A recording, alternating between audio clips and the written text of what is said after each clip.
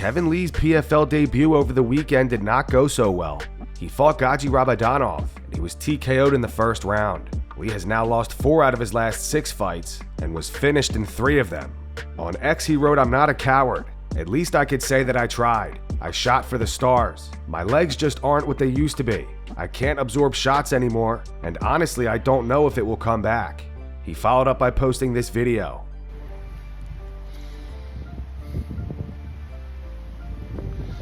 You know, I'm proud of what I was able to do during that fight. My jaw might be wired shut. I might be drinking out of a straw, but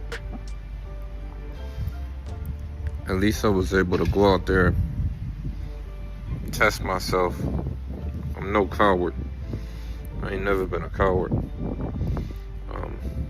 My body just gave out on me. My heart was there. I was proud of the way I prepared. I was able to make the weight on short notice, and I was in tremendous shape. But the fight just didn't go the way I expected it to go. My legs just never got underneath me, and I knew I was fighting a tough opponent. The kid's a world champion for a reason. So I don't hang my head for a second. I'm proud of what I was able to do in this sport. Proud of what I was able to do last night. I can go and tell my kids, your daddy ain't no coward. I showed up, I put it all out there, put my heart on the line, and yeah, I'm proud of that. We'll see what's next. Francis Ngannou responded to Dana White's comments. Dana had this to say over the weekend regarding if Francis could ever return to the UFC. Would you be open to having Francis back? You would consider coming back to UFC if what? One thing I've learned over the years about Francis doesn't always mean what he says publicly. What he says behind the scenes are different than what he says publicly. I'm not a big fan. I would be shocked if Francis ever came back here on lots of different levels. I'm not a fan, and he doesn't always mean what he says publicly. Francis responded via X. He wrote, "Did I ever say I'm coming back?" with a thinking face emoji. He then responded to this. It says, "Come on back and get your belt." Francis said, "I don't remember losing it. It's still in my closet." After his unanimous decision win over Jamal Hill at UFC Baku over the weekend, Khalil Rountree spoke on fighting Magomed Ankalaev for the light heavyweight title. Just the belt. Honestly, like, just the gold belt around his waist is the only thing that attracts me about, about him, about the fight. You know what I mean? If he didn't have the belt, I wouldn't even care about the guy, honestly. His name wouldn't even come out of my mouth, but unfortunately he's the champion and I have to mention him, so that's it. Arman Tsarukyan will be the backup fighter for Ilia Topuria versus Charles Oliveira at UFC 317 this weekend. It's Arman. Yeah. Well, you saw what happened with Arman last time. Arman is the backup. He's the backup for that fight. So he will come to Las Vegas and he's got to make weight, and he'll be the backup. And then we'll see how that fight plays out, and then we'll go from there. Rafael Fiziev called out Dan Hooker after defeating Ignacio Bahamondes. In my mind, first one after this tall guy is Dan Hooker. Yeah. He's a one more tall guy, and I like to fight with tall guys. Do you expect the same war with Dan Hooker, because he also loves the bloody fights like you? Man, he's a man. How many crazy fights he have, and he deserves one more crazy fight.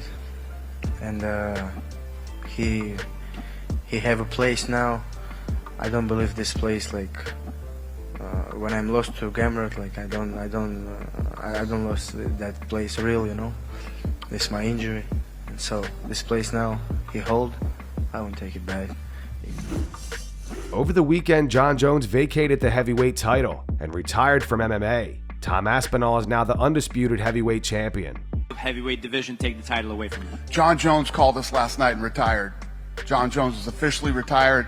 Tom Aspinall is the heavyweight champion of the UFC. Right, everyone, the news has broken. I'm sure everybody's seen it UFC undisputed heavyweight champion of the world. Moving forward, very, very important to me, just that I acknowledge everybody quickly who has supported me in this, I'm not going to say it was a tough time, but a bit of a challenging time over like the last kind of 10, 11 months that I have been inactive due to no fault of my own, but luckily that is all behind us now. Massively appreciate the support from everybody, massively appreciate the support going forward. I am going to keep this thing as active as possible. I want to be the best heavyweight ever to walk the face of the earth. I'm going to defend this thing as many times as I possibly can. I'm going to keep you guys entertained. I'm going to really give back to everybody who has shown me support over the last year, over the last 5 years, over the last 10 years. Really appreciate the support and love from everybody, and we're going to see an active, defending UFC heavyweight undisputed champion going forward. Thank you guys, and I'll speak to you soon. Jon Jones got into some more legal trouble over the weekend. Jon was hit with a misdemeanor charge for allegedly fleeing the scene of a vehicle accident that occurred on February 24th in New Mexico. According to court documents, the female passenger who was reportedly intoxicated identified Jones as the driver before he allegedly left the scene on foot. The woman called Jones, and police say he appeared to be heavily intoxicated during the phone call. They also claim that Jon made statements implying his capacity to employ lethal force through third parties. Dana White reacted to this situation. Here's what he told Oscar Willis. Did you know about the stuff that came out of Albuquerque last night? I saw it today. When I saw it today, I said, oh, everybody's going to think this is why he retired. Maybe that is why he retired. Who the hell knows, man? But, yeah, I don't know. These are all questions you got to ask him. We had the fight done. You know, you saw me talking about it very confidently that this fight was going to happen. And then he changed his mind. Jon Jones and his lawyer responded to these charges. On X, Jon wrote, "Keep in mind, even the media can get it wrong sometimes if they don't have all the facts. Don't believe everything you read online." His lawyer provided a statement to Sportsnet. It reads, "As Jon's lawyer, I am stunned by the Albuquerque Police Department's decision to charge him in this new case. In the thousands of cases that I've handled in my career, I've never seen a case as strange and unwarranted as this one. Jon was not driving that night.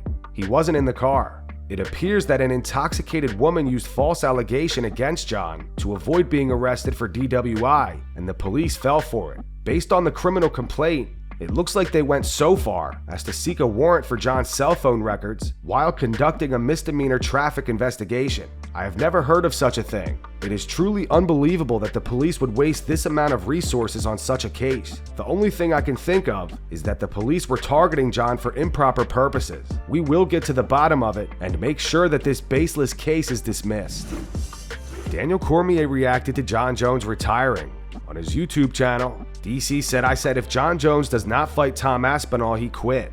He quit. He did not want to fight Tom Aspinall. It's so surprising. Is he scared?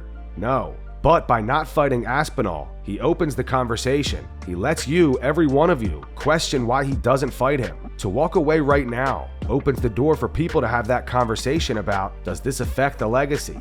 I honestly feel like if Tom loses, Jones would come back, and that's crazy to me, because that's only going to make it worse." DC also gave his reaction to Jon getting into more legal trouble over the weekend. He continued, "The saddest thing about this to me is that it's not surprising. I've seen him do things over the course of his career that have been very dangerous, and it's just not smart. I hope that he goes into the next phase of his career, if it's over forever, that he fills the void with something positive. I will go to my grave believing he quit instead of fighting Aspinall. Jon Jones has to get this together, man. They gave him the money, they agreed to everything, and he still just would not do it." Ilia Topuria gave his reaction to Conor McGregor punching a man in a nightclub last week. Topuria said, "Did you see the last video? I saw it. He connected 2 punches, and he wasn't even able to knock out an average man. He connected 2 punches and the guy walked out like normal, like anything happened." And that's going to wrap it up for the news. Thanks for watching. For daily MMA news and content, subscribe to Full Mount MMA and click the bell icon to be notified when we post videos. Here are the 3 top comments from last video. The first one's from John O30197. It says, "The only way McGregor is going to learn is a jail sentence." The second one's from King Julian. It says, "McGregor really is just a scumbag with money, isn't he?" And the final one's from Jamie. It says, "Jon Jones still gay." Those were the 3 top comments from last video. If you want to be featured in the next one, all you have to do is comment down below. And if you missed yesterday's news, click the video on screen right now to get caught up.